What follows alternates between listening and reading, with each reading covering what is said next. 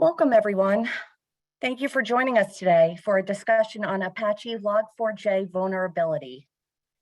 If you have any questions during the presentation, please locate the Q&A button on your Zoom control panel, and you will be able to submit your questions there. We will have time to review questions at the end of the presentation. I will now turn the presentation over to Jack to kick us off. Thanks, Jen. Appreciate the introduction there. Thank you everyone for attending our webinar today. We have a great panel here today. I'd like to introduce my panel. I actually have them introduce themselves. First of all, I will give myself a little more formal introduction. I'm Jack Nettleman from Automatec. I've been with Automatec since 1995, variety of roles, starting out as an application engineer around Scada, and I've been servicing manufacturing and automation customers since then. I do lots of roles here at Automatec. Tom, Alex, and Alexi, if you can introduce yourselves in that order, just to give a brief introduction to your name, your company, and your role, and a little bit about your experience. Thanks, Tom. Hi, I'm Tom Jensen. I'm a solution architect here at Automatec. I've been here roughly 4 years. Did a long stint at General Electric, running automation and support for Simplicity, Scada, and others. Before that, I ran my own company for 12 years. With that, back to Alex. Great, thanks, Tom. Name's Alex Dumitrescu. I've been with Nozomi a little over a year, but I've been in the industrial IoT space for about 8 years and the cyberspace about 8 years as well. Prior to Nozomi, I was working on my own company in the cyberspace, looking to actively block any malicious attacks. And I'm happy to be here. Alexi? Thank you, Alex. My name is Alexei Klemenov. I have been working in the cybersecurity industry as malware analyst, mostly for over 14 years in several leading antivirus companies before moving to Nozomi Networks, where now I work as a senior cyber threat analyst, providing my expertise as part of threat intelligence team. You also have some publication, Alex, out there on the malware and so forth. I've seen that you're pretty active in the community. So yes, I got a chance to become an author of a book dedicated to malware analysis. So, yeah. Alex is quite modest. So what I'm going to do here is just give an overview of the agenda, what we're going to do. So a little bit about Automatec and Nozomi, talk about what is the Apache Log4j vulnerability, talk a little bit about the threats and what it affects, what OT systems it affects, around Scada story, and a lot of you guys that are on the phone here, on the webinar, are around the Scada and OT space, suggestions and actions to reduce vulnerabilities and prevent and anticipate vulnerabilities. And then we'll talk a little bit about our solutions, but it's mostly going to be around giving you ideas of what to do here. First of all, we want to just kind of ground things a little bit in here and ask a poll question. We have several poll questions and it'll just kind of help us out. If you could please fill this out here. And we're just hoping to understand what you're getting out of this webinar, to educate yourself, learn about tools, remediate, start my journey, or expand your journey. Okay, we'll give some folks here a little time to answer that.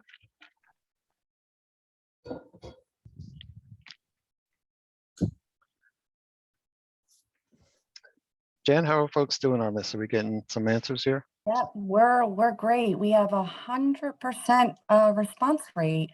So I'm going to share the results. Okay, so it looks like we got a little bit of a mix here, and seems like some folks have already started on their journey. Very few have not been there yet. So it's good to know, to just kind of educate yourself around Log4 and the impact here.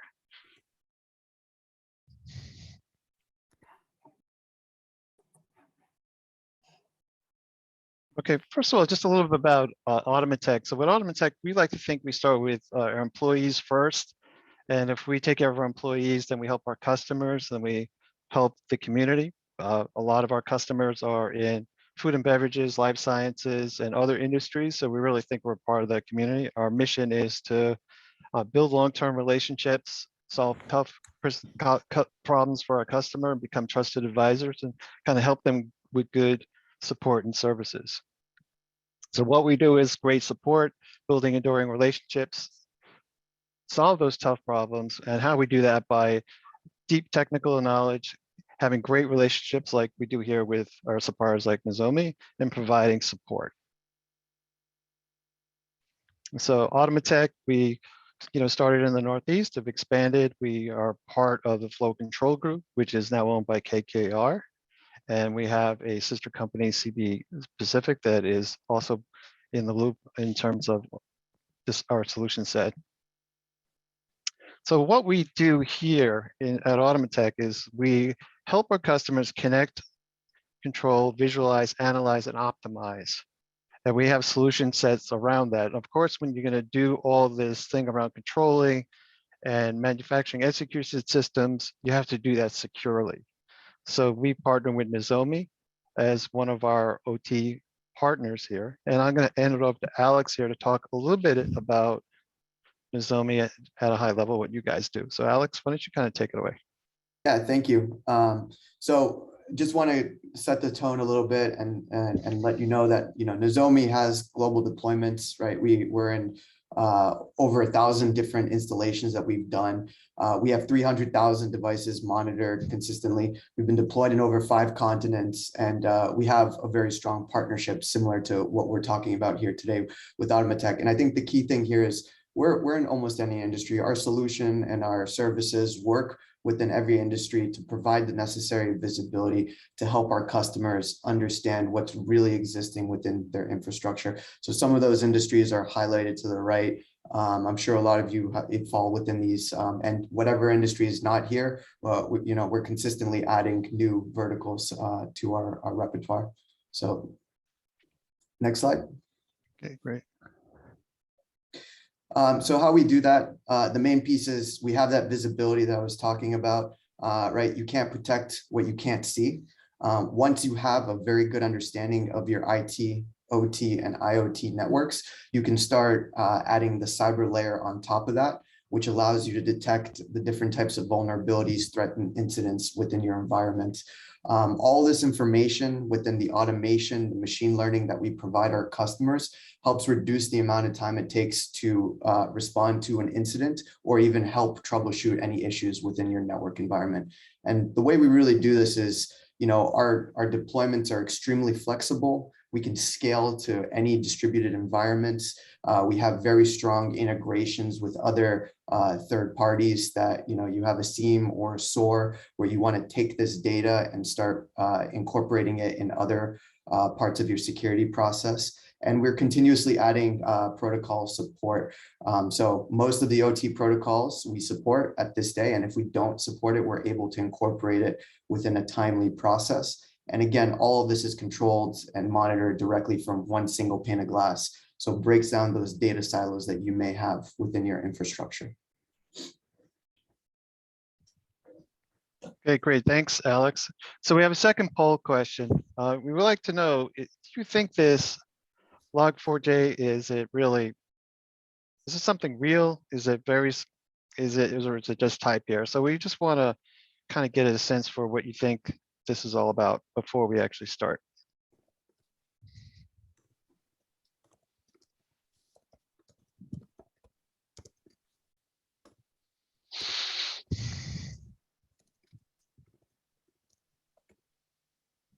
And we'll give it another 20 seconds here.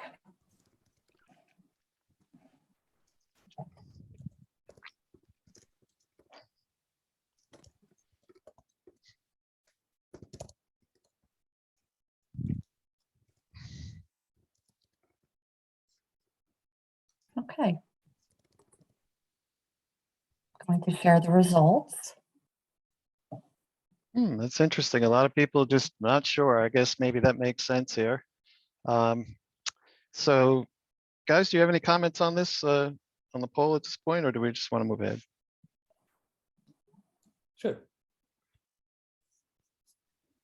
Yeah, let's move on. We'll cover all this, right? Okay, good. All right, so I'm going to start out here just by giving you guys an idea of what Log4j is, and then I'll have my team kind of jump in. So Apache Log4j is an open source logging tool that's part of the Apache Foundation, and it's kind of Oracle is pretty involved in that aspect of it.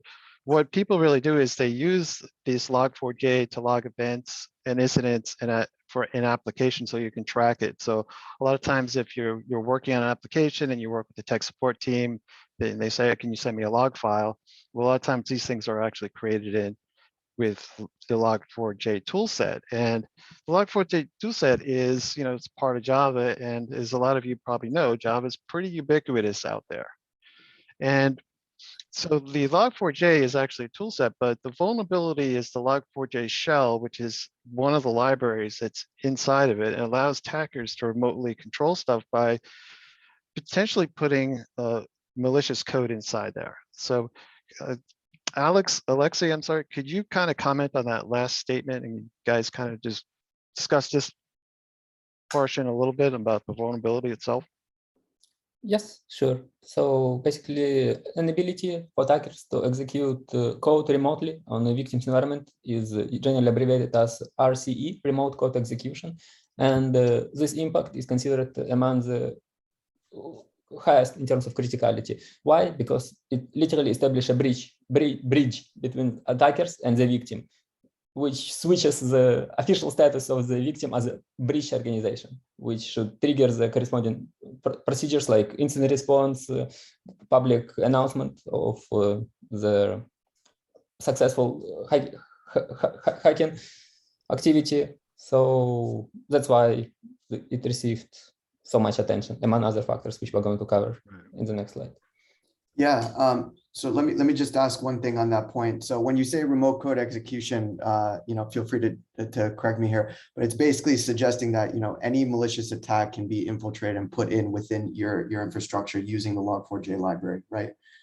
Exactly. So when we are talking about the attack, usually it has multiple stages, and attackers may prepare resources. They may collect initial intelligence information about their victim. However, it is the initial step that may let attackers enter their environment, essentially making it compromised is a remote code execution, when finally they become able to control remote environment and do whatever they may need to do. Yeah. And just one thing to add, so this got a severity score of 10, right? Because of the impact that it has on all the applications and all the systems that are in place, and the fact that malicious attackers can get access to these. So it is, it's ongoing. And I think a lot of the stuff that we're still discovering about it is yet to come, right? Yeah, actually, can you comment on it a little bit? You mentioned a score of 10. What is that score? I think maybe some folks on here might not understand what that scoring is. And if a scoring out of 10, that means it's a very high risk. So could you kind of explain that just a little bit? Exactly. So there are multiple types of vulnerabilities, and each of them serve a different purpose. They may have different impact. There may be various conditions under which they may or may not be successfully exploited. And the level 10 means that all these factors give cards to the attacker side. So essentially, well, I think we're going to cover it later under the roundtable discussion, but basically this vulnerability got maximum points in every possible score when we start talking about it. Okay, very good. All right, so Alexei, why do you think this got so much coverage? Why is this in the news? In December, like it was pretty hot. So why is that? Let me continue. So we already covered what remote code execution is and why it's important. However, the actual reasons why this vulnerability became so famous go far beyond that. So second important factor that plays a role here is that it's super easy to exploit. Literally, people with very little prior technical knowledge may create conditions under which the remote kind of victim would be compromised. So because of that, script kiddies together with professional kind of cybercrime actors jumped into this wagon and immediately started abusing it to their own kind of benefits. Third main reason, it's a large scale of Log4j use. So basically Java is popular and it's quite obvious that in most cases, the professional developer team need to store logs in order to later troubleshoot their kind of brain children. And again, this is another reason why it got popular. Essentially, if we take a look at the list of affected organizations, all major players, including Google, Apple, Twitter, and many more companies officially announced them as being potentially affected by this. One more reason why it got so much coverage is that this was a zero-day vulnerability. By what it is about? So zero-day means that at the moment when it was officially announced to the public, it wasn't known, it wasn't reported to the manufacturer, which means it didn't have time to prepare a proper solution to help customers remediate the threat.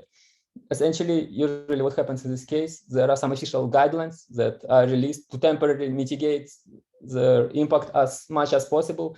However, until the vulnerability is properly fixed, it can seriously affect the performance of affected organizations. Finally, there are multiple forms how this vulnerability can be exploited. So existing signature-based solutions may be relatively easily bypassed by malicious actors. And again, this is an attribute of this vulnerability, which made it critical. Okay, so I guess one of the things you're kind of saying is it's fairly ubiquitous, it's easy to access. So all the kind of the big players, like you said, Google and Microsoft, have vulnerabilities on this. So I think that would kind of contribute to that. And it seems like it's not just those players, but as you're going to see in the OT space, there are solutions that have it as well. So all sectors have been affected. The list of software that relied on this library directly or indirectly keeps growing, and the users of this software can be found in literally any part of the globe in any sector. Okay, good. Well, not good, but thank you. All right, one more poll question. How frequently does your organization add new innovation? Is this around the OT side, like examples like IoT?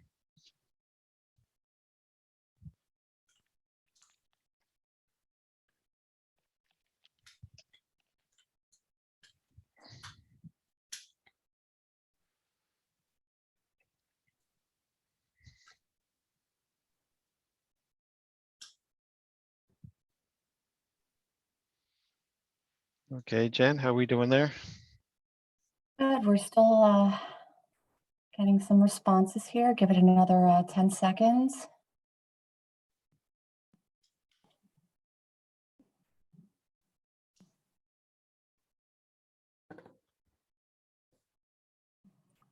Okay.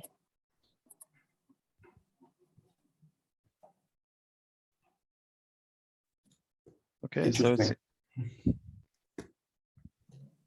yeah, it's interesting to see. So it appears that most people are ready to innovate or can innovate, but obviously it takes time to change the processes in-house, right? okay. All right, thank everyone for participating there. Oops, sorry about that. Oh, come on.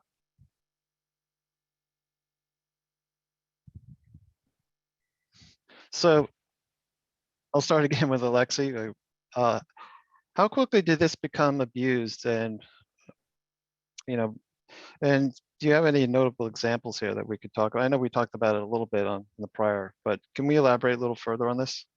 Absolutely. So as soon as the vulnerability became known to the public, Nozomi Networks acted quickly, and we set up a honeypot system that is dedicated to record potential exploitation attempt delivered publicly facing to the internet. And we started collecting such attempts, grouping them, providing the adequate detection, and doing the kind of corresponding research.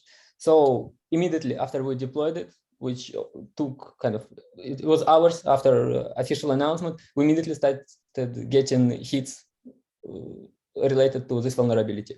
So some of them were originated from researchers. It was obvious because of the domain where the actual payload was supposed to be delivered were actually kind of official companies, and in this case attribution was quite obvious because attackers obviously wouldn't benefit from such pings.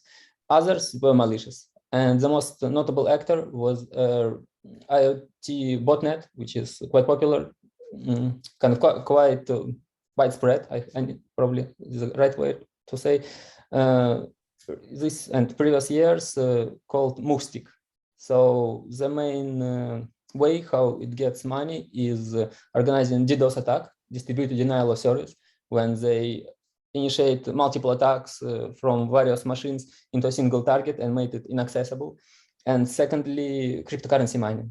Again, this job suits perfectly multiple machines that can talk to each other, so that attackers can gain illicit money by abusing victims' resources, computational resources. Okay. Alex or Tom, do you have any other comments on this one? No, I've seen some attacks that have been originating where it's mostly looks like they're probes. They're just doing some fairly innocuous stuff, trying to probe and see what they can find. But I haven't seen any of our systems currently affected by it. I think it's just a matter of time, though. Yeah, that's exactly what I was going to add, right? There's still a lot of unknowns here, a lot of discovery on terms of impact, and a lot of people that are still discovering what this truly means to the organization. So I think there's going to be a little ripple effect until we start seeing, the true impact. Yeah, actually, Tom, can you elaborate a little bit further on that? Because like you like to kind of this land and expand methodology. Can you kind of talk about what that really means? Yeah, I mean, And why it's affected here. In reality, this isn't the first time around. This has been probably the third time around for this particular vulnerability. And what they've done is they've progressively removed functionality from the library from being default invocations. So that means that by default, some of the lookups are turned off. But again, it was originally discovered on Minecraft, where the guys were hacking the Minecraft chat and stealing processing power. A lot of the times, these type of vulnerabilities will land, meaning infiltrate the company, and then they'll lay dormant for quite a while. It's in the news, everybody's looking for it. You can go maybe find some traces, and if it doesn't do anything, people will ignore it.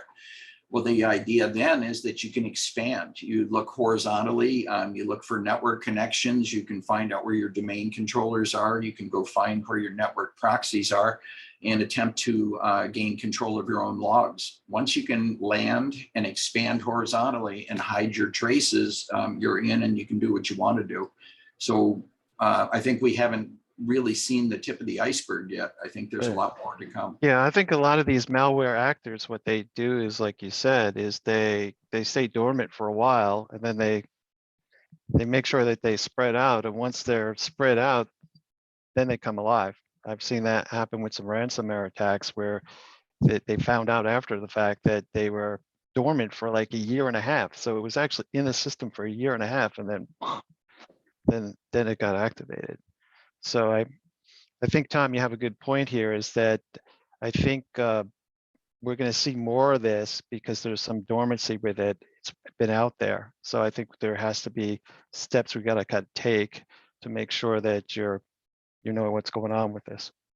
Yep. There may be one more reason for that, is that apart from being dormant on purpose, also another reason is that in many cases, the affected systems are internet-facing web servers.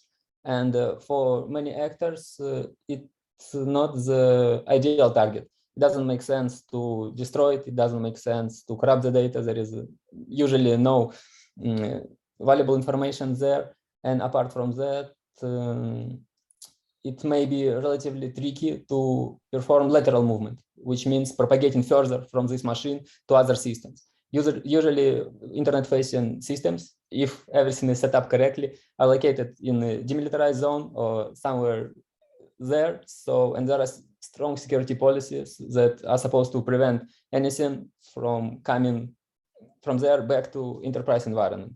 And obviously, for attackers, it may take time and dedicated human hours to manually look into each of the compromised organizations and attempt to perform lateral movement further to reach the crown jewels of what they may need, whether it's sensitive information, systems to deploy ransomware, or anything else. Okay, thank you, Alexei. So next question here is, how do we know we've been compromised, particularly on operational technology equipment like PLCs or Scada? Tom, I'll start with you on that one, and then Alex and Alexei, you can kind of jump in. Sure. I guess, following some of the standard advice, the first thing you'd want to try to do is determine if you've got the application in-house. If you've got any of the log4j binary files, there's several examples up on the CISA, the government hosted site that Cybersecurity Infrastructure and Security Administration. Once you find you do or don't have Java installed, or you do or don't have the log4j binary files in their native naming, you can sort of go a little bit farther and try to look in your web server logs for any evidence of JNDI calls, which are the calls Java native interface. Go into LDAP or LDAP-S. That was the original intent, doing name lookups to attribute logon sessions to error messages. Look for any non-standard connectivity. Everybody tries to abuse ports 443 and 80, so you want to look for that as well as any other non-standard connectivity. Anything that you're reaching out to that isn't a web address from your company would be something that would be suspect. PLCs are probably not a real likely target. There are a few that have web pages embedded in them, but for the most part, it's not a primary function. Typical firewalls and things to avoid that can be put in place. And again, most of the Scadas nowadays have an HTML5 or a web interface and a web server, so that would be somewhere to be real cautious with. There's also some Scadas that are specifically written around Java. Again, that would be an area to look at. And then you have to kind of look throughout your OT environment for other areas as well. Anything with an embedded web page. Yeah, so, Tom, you're talking about having this, binary files. I mean, that could be a daunting task for some people here in terms of, you might have a fair amount of images, like virtual images and lots of computers. I'll point it to Alex. So, what are some things that we could actually do here to make it that easier to kind of find if, do you actually have the binary files? Are they being active? What are your kind of thoughts on that? Yeah, absolutely. Can you go to the next slide? Sure. Let's take this poll question first, and I'll jump right into that.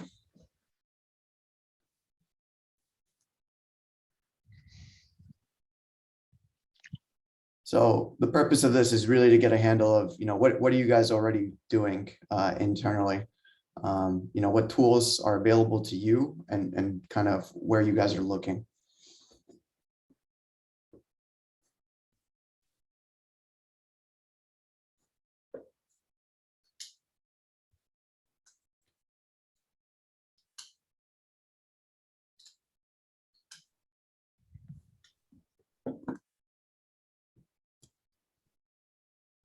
How are we doing, Jen, on the poll? We'll give it another 10 seconds here. Okay.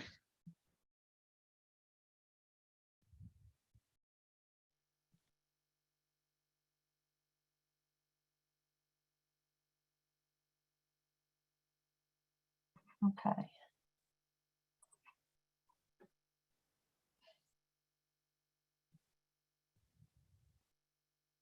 Okay, great. So we see a pretty even distribution across, one tool, and then the majority of it is at least two or more. So it means that a lot of you are already thinking, in terms of developing your security posture, which is great news. Okay, so to answer your previous question, let's jump to the next slide.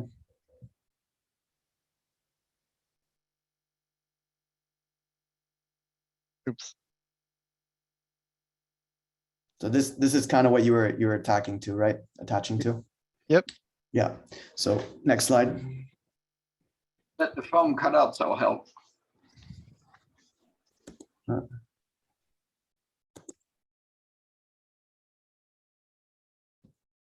Tom, you want to jump in here first, and I'll jump Sure. in. One of the things you can do, I mean, everybody's got virus definitions. Obviously, we all use them on our desktops. So obviously, try to make sure that your virus definitions are up to date. You can't really get anywhere if you don't monitor what you're opening or other things on your machine. So a good baseline is to start with that, but that won't necessarily help you with all Log4j stuff. There's a list of files that you can get from the website that would help you try to locate them. And then do like all of your vendors are doing. People that have software that produce it, they have a statement about whether or not they feel they're impacted with Log4j. Look at the software that you're using and see if you've gotten any statements or any notices. Go to that vendor's website and take a look and see what they've got. And keep checking, because these things are really fluid, and there's already been 3 different revisions to things to look for with Log4j. It's kind of maturing. But again, there's multiple things to check for. So keep checking and rechecking. Alex? Yep. And just to tag along that, so I mean, the idea is, what we harp on is having visibility first. Again, I said this at the beginning, you can't protect what you can't see. So the more you have a handle of what exists within your infrastructure and you're using those visibility tools, you can start adding the cyber layer on top. Once you have the cyber layer on top, then you can have something that's automated in real time to give you the necessary alerting mechanism, so you can hyper focus your attention. A lot of this stuff can be time consuming, can be very manual. So the more you can automate, the easier it's going to be to keep up to date with this stuff. So can you jump to the next slide? I'm just going to reiterate some of the stuff. Yeah, so number one thing is that asset inventory. Once you have that, additional features, which Nozomi has is network topology. So when you have a network topology, you understand exactly what's communicating to what the impact could be if some vulnerabilities are jumping out at you, and start using those visual cues to navigate a very complicated environment. Again, real-time alerts, you don't want to have alert fatigue. You want to have the right tuned alerts to make sure that you don't have false positives, you believe in the alerting mechanism, and that way you don't have to spend your time siphoning through data nonstop. And then this leads you to the troubleshooting tools in your environment. So how can you pinpoint and make sure that those devices are patched up or running the latest software? How do you track that down? And in case there is an incident, what does that process look like? All those things need to be fully defined. Okay, thanks, Alex. So essentially what you're saying is to really kind of start out with, you got to really identify what's on your network first. So if you knew everything all on those networks, then it becomes a little easier to see if, what actually files and things are located on it. So it'll be, getting an inventory will be a lot easier.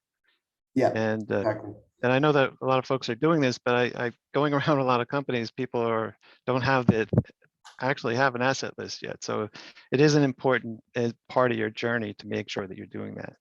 So just to add on that, a lot of customers may have some, or folks out there may have some visibility tools, but they're siloed off. They don't give you that single pane of glass necessarily. So then you're using multiple tools. You're trying to go through each one to navigate, how do I get a handle of a certain portion of my facility or area? And so if you unify all that data into one place, it allows you to gain the confidence that you're troubleshooting or looking in the right places, right?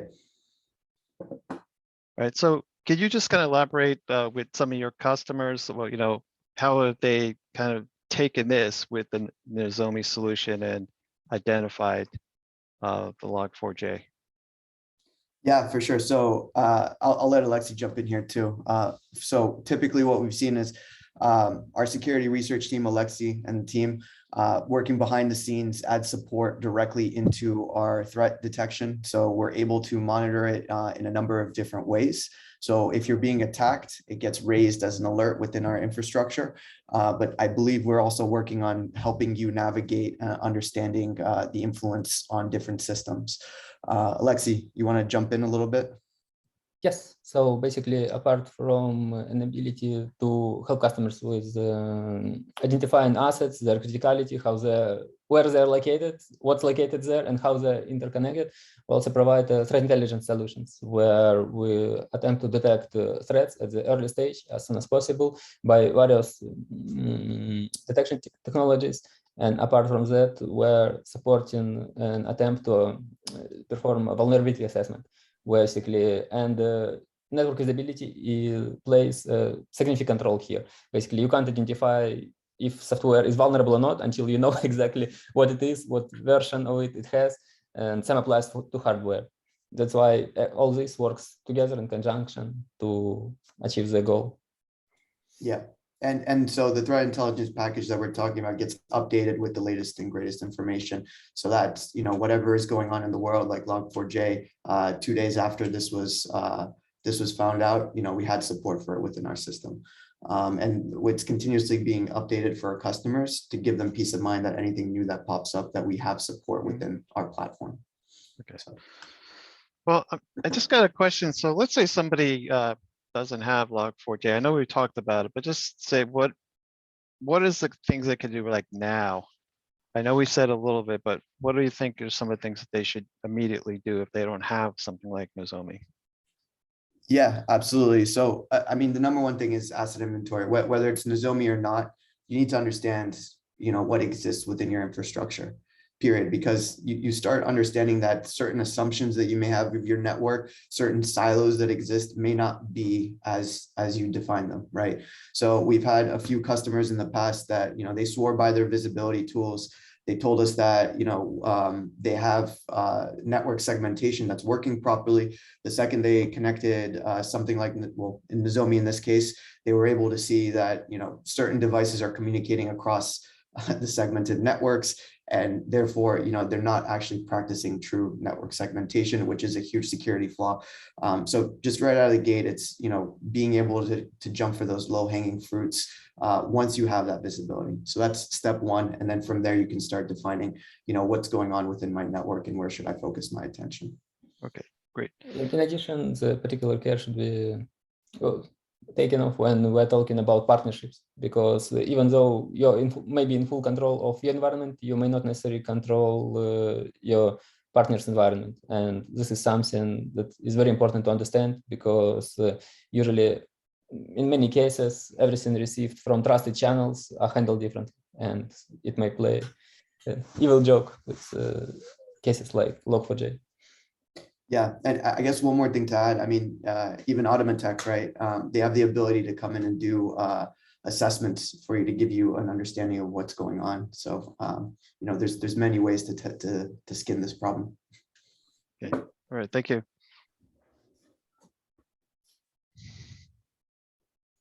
Okay, let's have one more poll question here.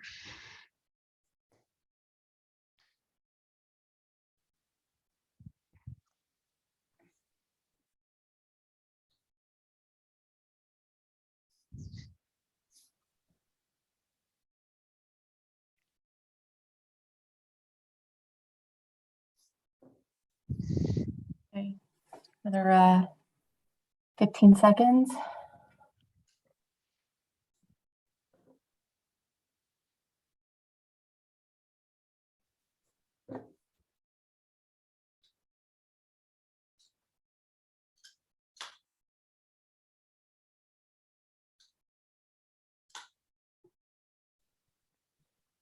Okay.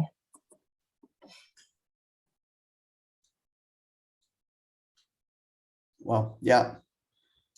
Okay, so that's interesting. That's typically what we see, right? So, somewhat things are siloed. So, as companies continue to innovate, bring in new technologies, there's silos that are being broken and there's other silos that are being created. So the idea is, internally, how do you help bridge that gap, right? So Alex, with what you're seeing up here in terms of how folks responded here, what do you think are some recommendations to the folks that are siloed, and then the other buckets? Yeah, I would say, so the number one thing that we experience is, if the IT team is looking to bring in a solution or something, there's typically some butting of the heads due to the fact that, you're trying to innovate, you're trying to continue evolving the infrastructure and the technology that's being used, but sometimes the teams are just not ready to collaborate or they're not set up for success. So one team is going to feel like they're being forced into something than another. But at the end of the day, right, if you guys don't innovate collaboratively, people are going to be left behind. So those conversations, right, when you have data to back up the discussions that need to happen internally, then you start understanding that maybe there's ways to navigate how to help break down those silos, right? So again, I'm going to say the network visibility. Once you have that and you're able to unify, your IT assets, your OT assets, and IoT, if you guys are innovating further, then you can start having conversations with different teams and saying, hey, listen, there's dependencies here, or your maintenance windows need to be scheduled at specific times, and all that information is readily available. So typically, once you get a tool in place for that visibility, then the conversations need to happen internally. So, usually we have customers that schedule cross-functional meetings on a bi-weekly basis, weekly, even if they start collaborating significantly, to start hashing out where those barriers exist and what they can do internally, using the data to drive those decision-making. Okay, all right, thank you.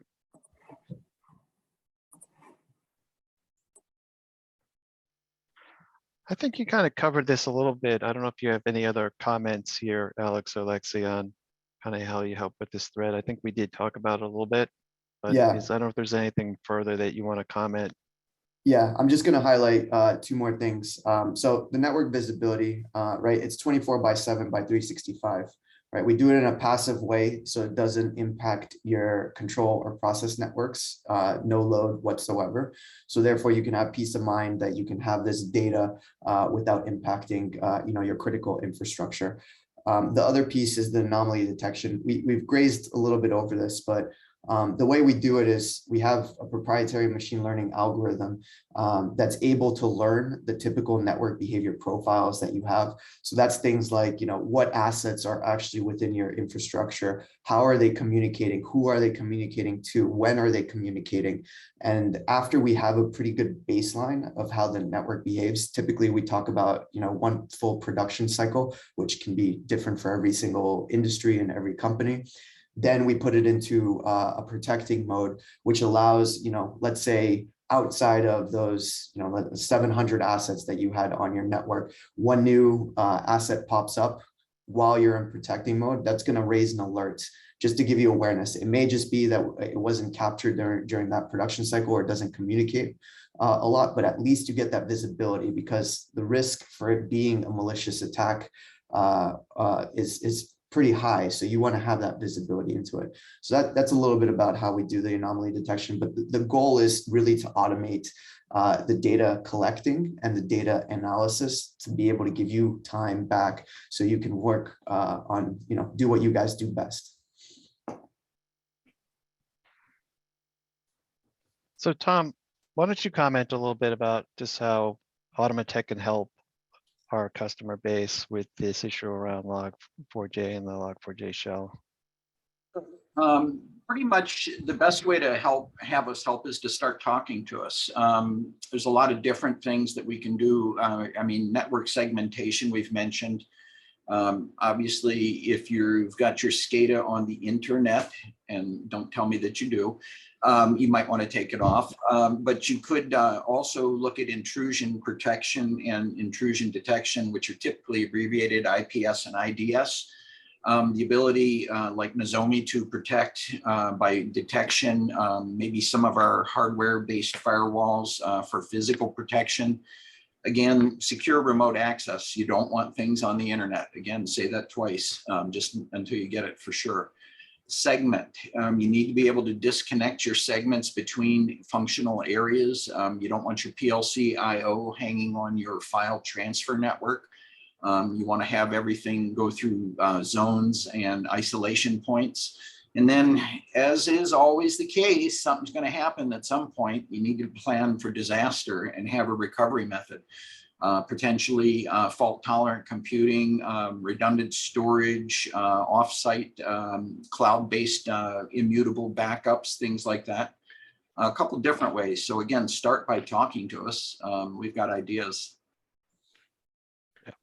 Yeah, I think the segmentation is big. I'm seeing a lot more customers doing that. The example that I used earlier, where they had malware, it was ransomware to many plants for years. It was set up that once you got behind the firewall, it was an open network, and they got the whole keys to the kingdom right from there. So segmentation is certainly a big part of that. So we're almost closing out here before we questions, and this is our promise, our last poll. And just wanted to close this out here.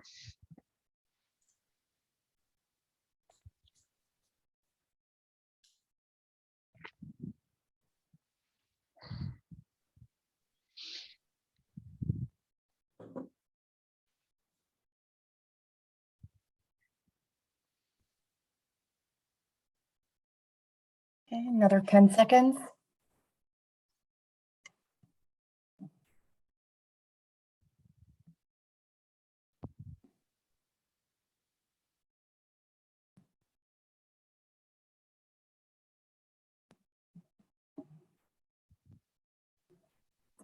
Okay.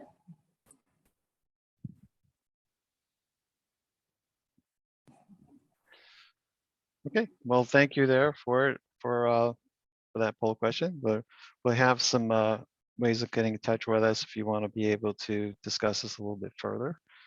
Let me close this out here. And oops.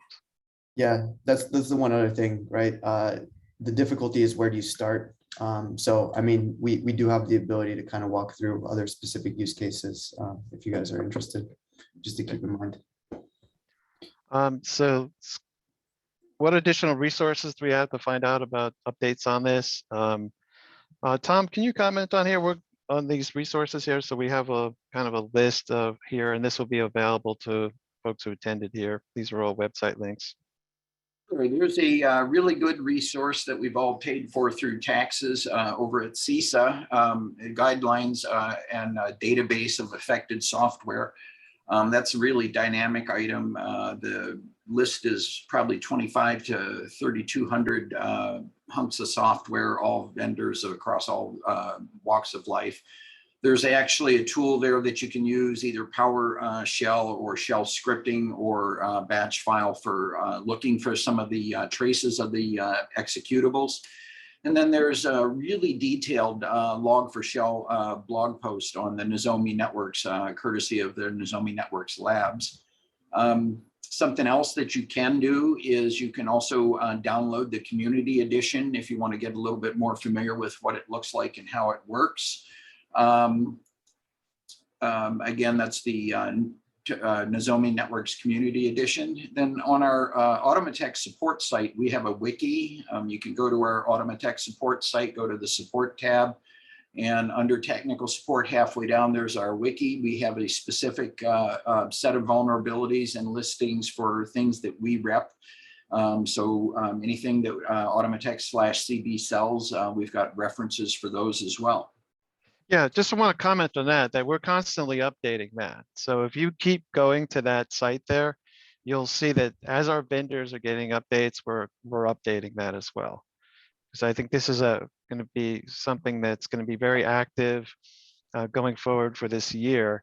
So I would constantly ask you to kind of take a look out at these resources, because this is definitely something that's going to be prevalent over the coming year.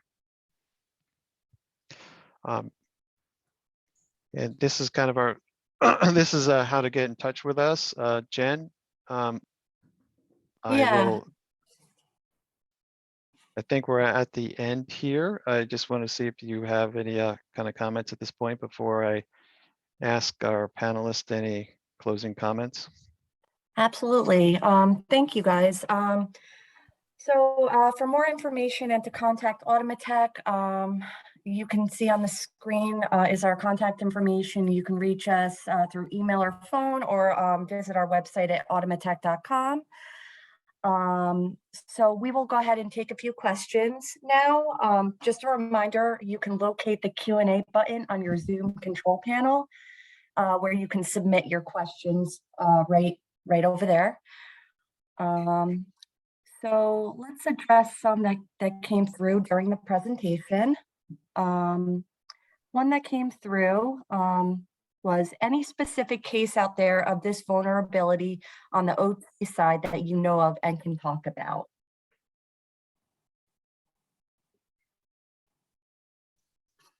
So I think Alexi, you mentioned IoT botnet, right? That was a pretty good use case. Can you think of anything that's more tuned to the OT side at this point?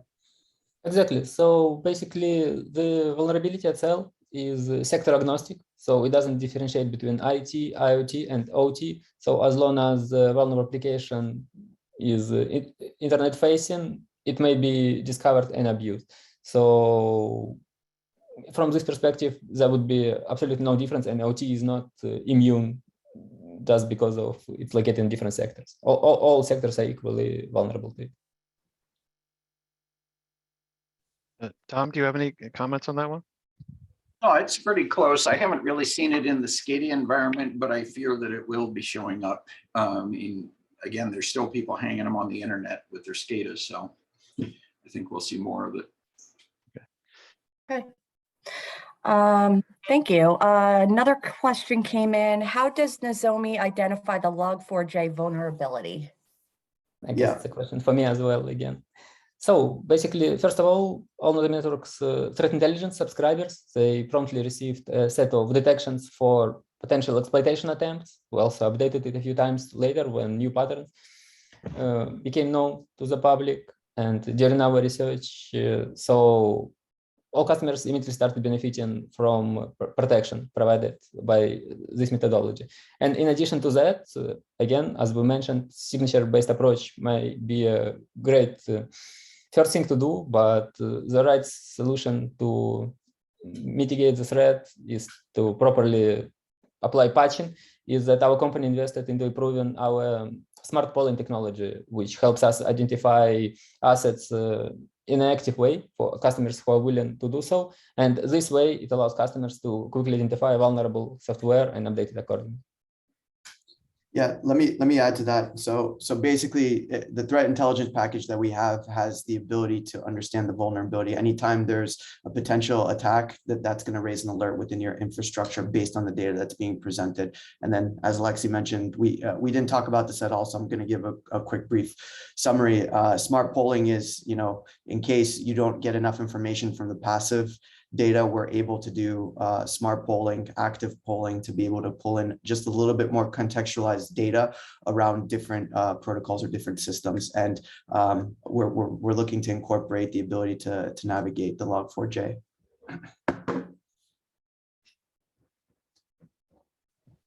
Okay, Jen, any other questions? Yep. So one more that came through. If the Scada system or network has no internet connection, is it still vulnerable? I'll take that one. The answer is yes. You can still be vulnerable because this allows you to remotely execute commands. So even if your Scada isn't internet facing and your email system is, you can get in through the email, execute commands here that might affect your Scada system. So even if you're segmented, you have to be careful. This approach is commonly known as AirGap. So companies that attempt to achieve security by using this way are exactly, you're right, Tom, segmenting the network and air-gapping systems from the rest.